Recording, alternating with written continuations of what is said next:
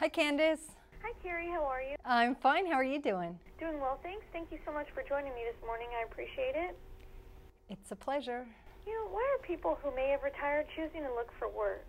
Well, I think you see a couple of things in play here, Candace. Number one, there's this fear that we're gonna outlive our money. So I think there's this economic incentive to keep working, to keep bringing in income. Even if you have retirement savings, it's sort of having a safety net, having that extra pillar to lean on. So I think the longer you can keep working, you continue to save for retirement, you kind of hold off dipping into that money, that's a real win. The second reason we're seeing people working longer and is very, very much to the core of who we are. We want to be engaged. We want to give back. We want to do work with purpose. And so we don't want to just, sit back and do nothing at this stage of our lives. It's a time to stay involved. And what are the best type of jobs to ride the age wave?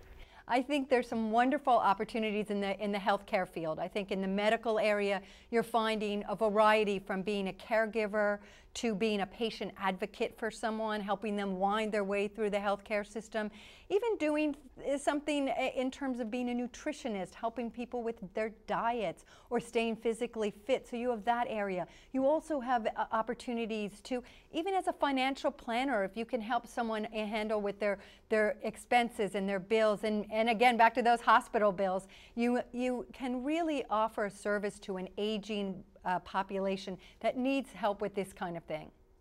And do you have any strategies to help job hunters who are 50 plus get hired? Absolutely. I think number one, use your network, get out there and find out where there are some opportunities. Stretch wide and far to do that. Get involved. Don't just sit around and do nothing. Keep your resume alive. If you're not working right now and you want to be working, don't sit home and just fire off those resumes online. Volunteer.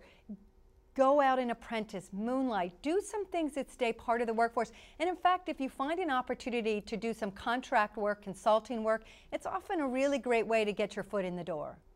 And what advice do you have for those who may be afraid of a career change?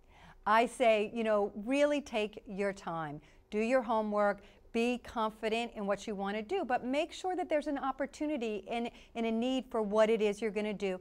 And get out there and do the job first. It might sound like it's something so incredibly romantic, opening an Italian restaurant or becoming a chocolatier.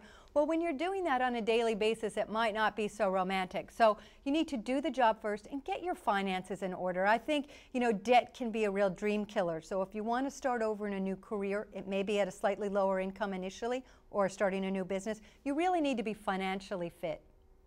And do you have any additional tips or information you'd like to share? Well, another thing is important to keep your lifelong learning. Keep adding to your skill sets.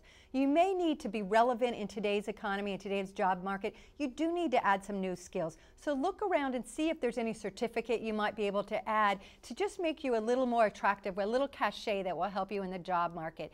And also, I recommend people go to our website, aarp.org/work, and there's all kinds of opportunities for you to find out about interviewing skills, resume skills, and also what some great jobs are out there.